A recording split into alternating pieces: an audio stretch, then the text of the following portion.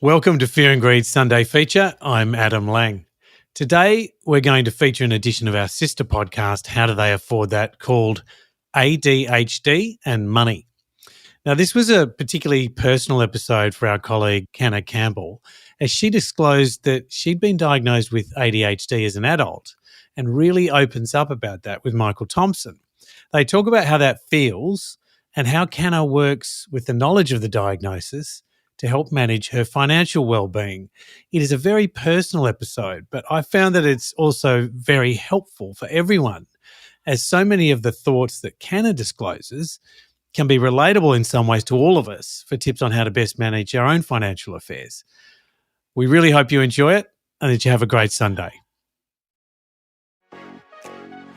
Welcome to How Do They Afford That?, the podcast that peeks into the financial lives of everyday Australians. I'm Michael Thompson. I'm a writer and the co-host of the podcast Fear and Greed Business News. And as always, I'm with Hannah Campbell, financial planner, founder of Sugar Mama TV, the financial literacy platform covering YouTube and Instagram and TikTok and podcasts and books and everywhere. How are you going, Hannah? Good morning, Michael. How are you? I'm good. Thank you. I've got a savings tip for us. Ooh, hit us up. Because usually you do them, and occasionally I will bring a little kind of savings nugget to the studio, which is kind of a weird image, isn't it? It is, yeah, a little bit disturbing, but okay, hit us with it. So, you know how we talk, and we have talked in the past about streaming, about TV streaming and Netflix and Stan and all of them. And I've talked about how we've kind of cut back on one here and there and still have 7 different streaming.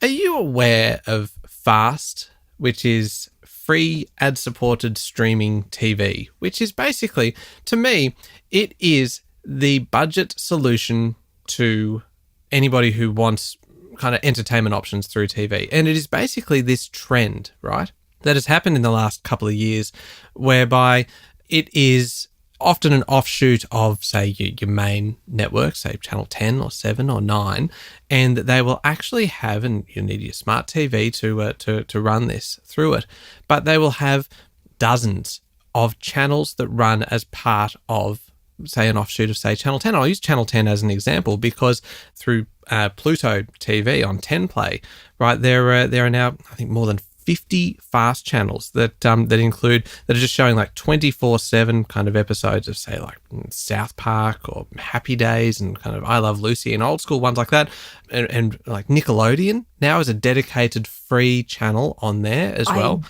did know about Nickelodeon, but I didn't know about these other ones. And the other ones. And then Channel 7 has the same thing where it's kind of 24/7 kind of home and away, and then others like a Bondi Vet, and there's kind of true crime channels, and there's kind of 9 Go, which is then another kind of like non-stop kids programming up until midday. But really, there are now hundreds of channels that previously were the domain of kind of like cable TV or pay TV, or really then your paid streaming services. But because of the proliferation of fast TV channels in the last couple of years, there are now dozens and dozens and dozens of free options out there that could actually mean that you could cut back on the paid streaming services. So my question to you is, what are you gonna cut down from 7? I believe you just incriminated yourself with. Look, this isn't about me, Hannah. This is, see, that would require me to actually follow through with things that I say I'm going to do. And as we've discussed on this podcast in the past, I do have a little bit of a follow through problem, that we talk about all of these things and we talk about the budget changes and we talk about the insurance and we talk about kind of improving your home loan deal. And I walk out of here and say, Hannah, I'm going to go and make some changes. And then we come back the next week and you say, how did the changes go? I'm feeling very, very wounded still. I do my best. I'm feeding you so much information. You get to pick my brain all the time for free. And you're not utilising it to your advantage. Well, and actually, I think this is probably a topic that we can discuss at some point, which is, I've got all the information. You have a money block. I do. I have a money block, which again sounds a little bit painful, and it sounds a little bit linked to that kind of savings nugget that I brought earlier. I'm going to send you some Metamucil your way and just really hope that we can flush out the blocks. We are heading into a really disturbing space today. Look, we're talking actually about a really interesting topic today. I mean, our topics are always interesting. It feels like when I clarify that this one is interesting, I'm saying by default the others aren't. This one is also interesting. This is very personal. And Indeed. it's a topic that a lot of people may find make them feel a bit vulnerable, or maybe they'll actually feel incredibly safe hearing my vulnerability. Yeah, it's quite a sensitive one. And recently we put the call out on social media to let us know if there are any topics that you would like us to cover. And we had a fantastic response. So we have some great kind of plans for the various episodes we're going to do in the future. But this one in particular today is interesting, and it is sensitive, and it is very personal. Because this listener said, money management skills for the ADHD mind is the topic that I would like to hear about. And she said, I'm 39 and feel that despite trying really hard, can't make money work the way it should for me. My son has been diagnosed recently, and my brother. Now I'm working with a psychologist, waiting to see a psychiatrist. Hopefully it is not too late. Seeing that I turn 40 at the end of the year, I would really like to turn my money story around for my future and for my son's future. So a podcast on this would be amazing. I agree. I think that does sound amazing. And as we say, kind of this is a personal one for you. It is, because I was diagnosed with ADHD at the beginning of this year. And since that diagnosis, it's been life-changing, really. And it took a long time for me to actually put my hand up and finally ask for help. I want to get into the money side of things, and particularly this belief, this kind of popular belief that people with ADHD are kind of bad with money. But first, can we I'd like to hear a bit more about your own story here, because everyone is different. But how did you know? Why were you diagnosed? Why did you seek help? What were the signs here? Well, actually, it was staff that came to me and said, we think you might have ADHD, you should really go and get some help. And it was really interesting because I was having 5 different conversations, running 5 different tasks. And ironically, the staff of mine that actually do have ADHD were the only ones that could keep up with me. And it took some very gentle conversations and continuous conversations about it could be worth speaking to someone and getting a proper diagnosis and looking at the different options. And for a long time, I just tried to push through and use a lot of mindfulness techniques, which most definitely helped and were very, very valuable. But then I got to a point where I was at complete and utter exhaustion, and all my go-to methods and techniques didn't work anymore. And I knew that enough was enough. And I went and saw a psychiatrist and did a whole pile of studies. And the moment he looked at my results, he said, no, we've got to do something now. And at that point, I was open to trying anything. And he put me on medication straight away. And it has been one of the best things that I've done for myself. And I wish I had known more about this, a long, long time ago. And of course, this is something that if anyone suspects that they might be in the same boat, that it's just speak to a medical professional. Get some professional assistance and some professional advice on how to potentially manage the condition. Absolutely. And there are lots of different ways of helping yourself and getting help from other people. It has been the biggest relief for me this year, and I can see that I'm living a better life now because I'm aware of this, and I now also know how to manage it properly, and the people around me also know how to support me and when my ADHD flares up. So it's been great. You mentioned having 5 conversations at once. How has that changed now? Are you able to kind of focus more on one conversation, seeing that through to the end and then moving on to the next, rather than having all of these things going on at the same time? Because that sounds exhausting. Yes, so that's probably one of the biggest benefits of actually finally getting on the medication, because I couldn't do this myself with my own techniques, but I will catch myself trying to get up and start something new, whereas I have this voice in my head that says, hang on, don't, sit back down, finish this task, and then when you've completed it, you can go on to the next task. Because what was happening is I'd have 3 or 4 different projects on the go, and then nothing would get completed. And the best analogy I can use to explain to someone how ADHD impacts and impacted my life, and everyone is different. So, this won't be the same for everyone who has ADHD, but it's like you get in the car and you want to drive somewhere, and you put the keys in the car, you close the door, you put the seatbelt on, you turn the car on, and then you go to put the car into reverse to reverse out of the car park, but you can't. It's like you're frozen. And you just got this incredible, ironically, block that you just can't. So then you're sitting there for a while going, what's wrong with me? It's literally like a brick wall around you. Yeah. So then you go, okay, fine, I will not try and drive the car today. I'll go back into the house and do something else and try something. And then you have the same thing where you go, okay, I'll go unpack the dishwasher, and you'll open the door, unpack half the dishwasher, and then get distracted and walk away. And before you know it, you've got 5 different tasks that you've actually not completed any of them at all. And I will lose things. I will delete things like I did the other day with our podcast notes, deleted all of them. That was quite an amusing text message to receive going, I think I might have deleted everything. Like, okay, all right, let's see. And you had. And I had. And that is an example where I gave myself a break over the long weekend of not taking any medication. And I will walk around the house looking everywhere for my mobile phone, and it will be in my back pocket. Or even worse, it'll be in my hand. Oh, that is quite something. Yes. And even with my children, I have 3 children, and my 2 girls are wild. And if I'm not concentrating on them, that is when the house gets painted in Nutri-Grain, or, things get broken, and it impacts me in different ways and different times. But then you do go into hyperfocus. And this is the biggest, I guess, misconception with ADHD is you can't concentrate. For me personally, you actually have one or the other. You cannot concentrate, or you have extreme hyperfocus, where you literally physically can't stop what you're doing because you're so absorbed and you're in this cone and you can't break free from it. And it's like this paralysis where you're just stuck.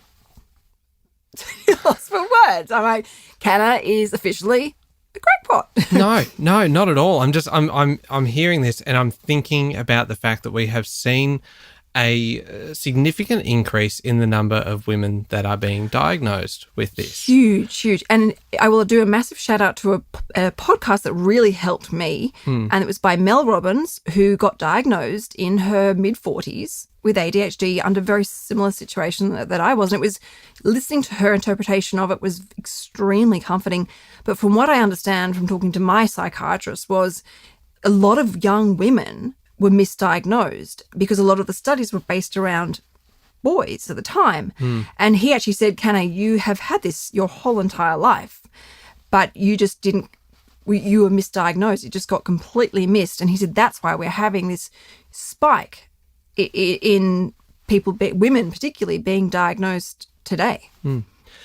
On the money side then, and that is kind of where this question has come from, about managing your budget when you have ADHD and some of the challenges that come with finding that focus, or finding the ability to really pull all the various pieces together of a budget, of a household budget, and to see that through. How do you do it? Well, I owe a lot of, I think, the noise and the clutter and the hyperfocus versus the complete utter distraction to minimalism. Oh, yeah. Having less in my brain makes life a lot easier for me. So just really simplifying everything. And also this concept of piling.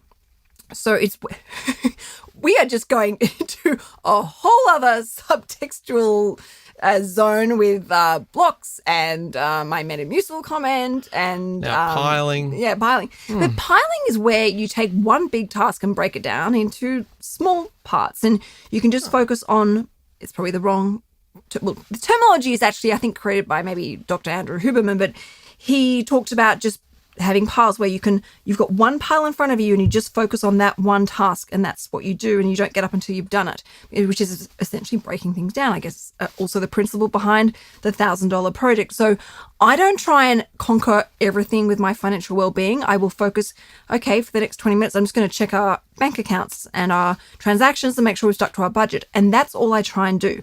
I don't go in there and go, okay, we're going to fix our superannuation, check our personal insurance policies and where our investment portfolio might be, or a home loan, or, all those sorts of things. I just focus on one little thing at a time, and that's good enough, because the next day I can then do something else. And Also, I'm someone who rebels against control. Yeah. If someone tries to tell me I have to do something, this kind of wild child explodes. And I wouldn't say it's necessarily impulsive behavior, but that's probably me trying to deny the fact that it is impulsive behavior. So I take very much a free-flowing, abundant, prosperous mindset when I look at financial planning and I look at my financial well-being. So I don't ever look like a budget as something to control me and to define or explain where I can and cannot spend, which is why I always say a budget is just a pre-agreed spending boundary. A lot of this is good advice for anyone. Yes. I mean, this isn't just for people with ADHD. This is just good general advice. Life advice from Hannah Campbell. Who would have ever known? Especially when sometimes I look at my life and think it's a little bit of a mess. But the thing is, I give myself this healthy mindset where I really respect my financial well-being. So for me, having my finances sorted, it keeps me safe. So I can't do anything that's too self-destructive or impulsive. And if I was to, it's quickly and easily fixed because I have those safe, respectful boundaries in place. Okay. On that, right, and this is important. There has often been this belief, right, that people with ADHD are bad with money. Do you believe that? I completely disagree. I think that's the biggest misconception that's going around.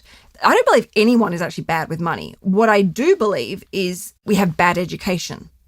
Oh. Well, think about it. Were you taught at school how to do a budget? I was not. No. We taught Pythagoras' theorem. I know how to calculate the area of a triangle. Yes. Were you taught about, you went to university, okay, so were you taught about how to manage a credit card correctly or how to save up for an investment property or how to start a share portfolio? None of those things. I did learn about kabuki theatre. How much value does that add in your life? Approximately zero. What I do not know is how to run a budget. Well, there you go. And this is the biggest problem is people with ADHD are being told they're bad with money. That was someone who has ADHD, and one of the symptoms of ADHD is being hypersensitive, and therefore you get this erratic, irrational behavior. So how is that serving someone with ADHD, telling them that? And I believe ADHD is actually a superpower. Go on. So with ADHD, you have this amazing ability to teach yourself how to tap into hyperfocus. In fact, I wrote the $1,000 project across 10 weeks only on weekends because I could sit down and just get myself into this hyperfocus zone and just push through. So the other thing with ADHD is you have, a great level of sensitivity and you can pick up other people's intuition.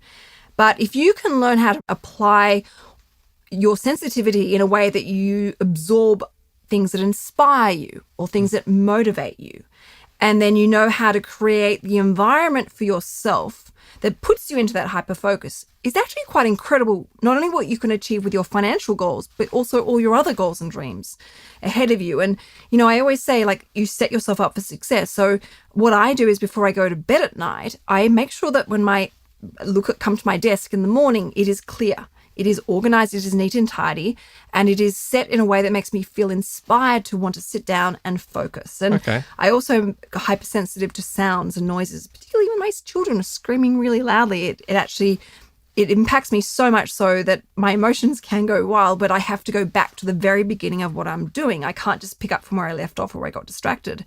So what I've learned is I only work with headphones on. Is impulsivity a challenge? We talked a little bit about it before, but in terms of money, is impulsivity a challenge for people with ADHD? It's definitely a challenge, and it's something that impacts people at different times and in different conditions, and they obviously have their own sensitivity and triggers when it comes to that impulsive behavior. Yeah. But what I have found for myself personally is doing mental rehearsing, which if you want to go there, it's visualization, which is an element of manifestation. And there Michael goes and rolling his eyes. But I'm not rolling my eyes, but I am noting the fact that it has been probably 6 weeks now since you have last mentioned manifesting. And I've done very well. Perhaps the word manifestation is my impulsive, erratic behavior. But what I will do is I will practice watching myself and feeling myself saying, no, I'm not going to go and buy that because it's not in my budget, or no, that's actually going to impact our family's financial well-being if I go and splurge and do something really silly and dangerous and put something on a credit card that's not in our budget. So I actually practice and watch myself exercising self-control and listen to the sensation and tap into the sensation, which is obviously mindfulness, about feeling very calm and feeling very positive about our financial future and feeling that sense of self-control. Because that is really empowering, and understanding and upholding that respect for a budget.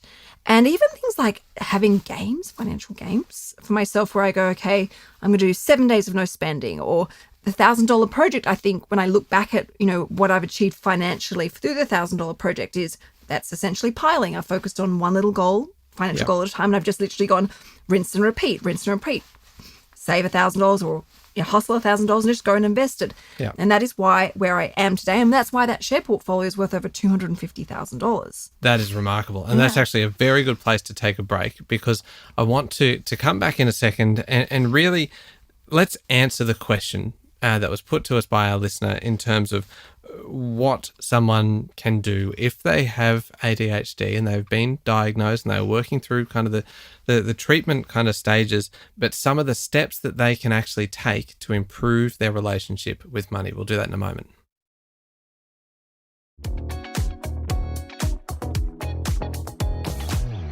All right, Canna, we are talking about ADHD and money, and this is in response to a note from a listener who asked us to cover it because she basically said that she would like some money management skills for the ADHD mind, that she wants to set herself up, she wants to turn around her money story and wants to set herself up for a better future and her son up as well. And so really the time has come to kind of put all of this together that we've talked about. Kind of what would you actually recommend for somebody with ADHD who wants to improve their relationship with money? What are some of the steps? What are some things that they should do? And then maybe we'll look at some of the things perhaps to avoid. Well, first of all, I would talk to them about a vision. What is the vision for their financial future? What do they want it to look like? And really getting into some details, like, does that mean owning your own home? Does that mean having lots of money in superannuation? Does that mean being able to work part-time? What does that mean having emergency money? Really getting very clear as to what the vision is for your financial future. And then from there, a great ADHD brain will love working backwards from that, because you take that as the central focus and think, okay, well, what are all the individual steps I would need to take me back to where I am today? And you build that pathway working backwards. And it's how I have always designed my clients' financial planning strategies, that, where I needed to plan for someone's finances for the next, 30, 40 years. So that's think about the goal. What is the vision? And then what is the goal? And then really learning to sit and explore the emotions. I went through a period where I was constantly buying these fluffy jumpers. And it was actually probably when I was going through postnatal depression. And when I learned to sit and explore these emotions, I realized I was actually just really needing a big hug. Because the jumper represented something that was loving and warm and kind and soft and fuzzy, which was some love I needed around me. Oh, wow. But the moment I explored that, then the sensation of wanting to buy fluffy jumper after fluffy jumper just dissipated. And I was like, oh, I'm okay now, actually. And a great tactic, which I used to do, which I haven't needed to do as much recently, is keeping a note on my phone as to what I have purchased, how much it was, and the date. And even not just for an ADHD brain, but for anyone, because we can very easily and conveniently forget, actually, I did buy something for myself, or I did have a bit of a splurge there, or there was something impulsive there. And it allows you to kind of allow a little bit of impulsivity and, an opportunity to jump on, or, a special treat, but then go, hang on, it's all right. Actually, you only did that the other month. Let's just keep it in check and keep a healthy balance on this. Is the purpose of that to then feed that back into your budget, that you have spent this, or is it more just so that you can revisit it and go, oh, well, I have spent, I should be good?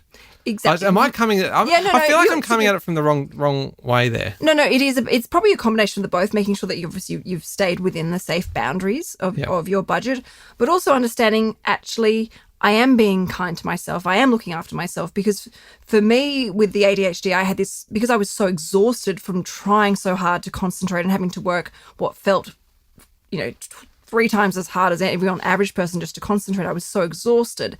And then from the exhaustion, this very negative, toxic inner voice then would speak up. So by actually going, hang on, no, I am being nice to myself. I am honoring myself. I had a bit of a splurge there. Let's just maybe park that thought for a little bit and come back to it later. And just kind of helps soothe the emotions, uphold the sense of self-respect that I think sometimes is something that's lacking for someone who has ADHD. You can be really cruel to yourself sometimes mentally, and to understand that, okay, I've got this, I'm on top of this, and when it's appropriate, I can reward myself, and when it's not. And again, that boundary of that budget is a tool of, it's a shield of protection. It keeps you safe. And then you actually use your ability to absorb things that inspire you and motivate you then to channel the right actions in positive alignment to those goals and dreams. Okay. And in terms of then things to potentially avoid, and I don't want to finish on a downer here, but I'm assuming that steer clear perhaps of credit cards. Is it better to stick to kind of cash? Look, it really boils down to the individual person, like that, and that's why I disagree with everyone's bad with money with ADHD. I'm not. I've got ADHD, and I've apparently had it for my whole entire life, and I've been okay with money. So if you use a credit card in a responsible way, just because you've been diagnosed or you have ADHD, doesn't mean you should stop using it. It's common sense here. So if you're using it responsibly, keep going. But if you're not, taking away that temptation is helpful, and other things like setting up or reprioritizing your expenses. So getting all your essential expenses taken out by front loading your direct debits so that they come out before, the moment you get paid. All the, the rent comes out of the mortgage repayment and the gas and the gym memberships and mobile phones, all those essentials come out so that you can then spend what is left. And obviously when you're spending cash, you have to check your accounts on a regular basis, which is a very healthy habit to have. And once you spend all that money, it's gone. So it does actually empower you to correctly ration out your money more. So there is an element of, not just for ADHD, anyone who is reckless with money or perhaps a little bit irresponsible with money, saying goodbye to the credit card for a period of time until you can create a healthy habit system. Yes, but that's regardless of an ADHD diagnosis or not. What about things that could potentially overwhelm you? Things like having too many bank accounts or having paper bills. Yes, and this is, a classic sign or symptom of ADHD is not opening your mail. So this is why I come back to that philosophy of minimalism and simplicity, really making your life as easy as possible to not just manage your money, but also to stay on top of your money. So for me, I have one superannuation account. And that doesn't mean go and consolidate your super, because there are consequences of doing that. But by having less balls in the air, it's easier to focus. I have a couple of different accounts, but each account has its purpose. So, the idea of your 17 bank accounts makes my head spin and makes me feel incredibly overwhelmed. That is the opposite of simplicity and minimalism. I have what I need. I actually don't even have a credit card at the moment. Well, technically I do, but I haven't actually opened up the mail that's sitting in there. And I just, I don't necessarily need or want it, but less is more. Really try and keep it simple. Have the amount of bank accounts that you need, pile things up together, group things up together. And, I have one share portfolio. I have things where I don't have duplicates, because that's where that makes me feel overwhelmed. And when I feel overwhelmed, I don't want to deal with it. Yeah. Look, I'm just thinking about that and going, that often, I think there'd be a lot of people that would identify with that, ADHD or otherwise, that suddenly you have these accounts piling up, bills piling up, the mail piling up, and that would just be overwhelming for anybody. Yeah. And I think the point is really that a lot of these tips, a lot of these little pieces of advice are just good for anybody looking to get on top of their money. Absolutely. It makes a big difference when you can just make a few simple changes and suddenly it's like it's not so scary anymore, and you feel, really learning to channel that mindset and that energy to a positive thing. That this, for me, our budget keeps us safe. Having goals means we're growing and evolving and getting smarter and wiser with our money. Well, look, hopefully I think we've answered the question today, put to us by the listener about finding some money management skills, helping with money management skills for the ADHD mind. That really we've talked about the importance of simplicity and piling, which is a new term. I hadn't actually heard that before. I realized now that you have described it previously, but piling is a term I will be using now. And the fact that kind of creating those safe spending boundaries and front loading with your bills and things, and that then gives you the room to move within whatever is left over. It is about kind of creating that safe space for you to operate your money within that. And being aware of kind of what your limitations are, and being aware of where your challenges are. It might be impulsivity. It might perhaps be with a credit card, and that you need to. Everyone is different, and everyone who has been diagnosed with ADHD will have different symptoms and kind of a different perhaps relationship with money, and that this popular belief that is actually a misconception that people with ADHD are bad with money is really just that. It is a misconception, and that there are some very simple tips and strategies and ideas that you can actually implement, and that are good not just for people with ADHD, but anyone else as well, in order to help you get on top of your money, that do that financial snapshot, where your money is, who you owe money to, how much, and establish what your vision is, establish what your goal is, because once you know where you're heading, then you can plan the steps to get to it. That as we said, simplicity is key, and that might be reducing your number of bank accounts. It might be getting rid of paper bills. It might just be kind of assessing these very simple things that you can do to simplify your money and make it a little bit easier on your mind. Perfect. Oh, that's the first time you've ever said one of my summaries is perfect. I need to be kinder to you. Oh, I mean, you say you need to, but will you? I don't think so. I'm all for self-improvement. Okay, you didn't need to be silent then, like the shock horror. We will believe it when we see it. How do we find you, Kanna? Instagram is the fastest place, but I now have my website up and running again. So for anyone who needs a budget template, they can, if wants to do their budget, they can subscribe to my newsletter, The Sugar Hit, and they can access that once they've subscribed.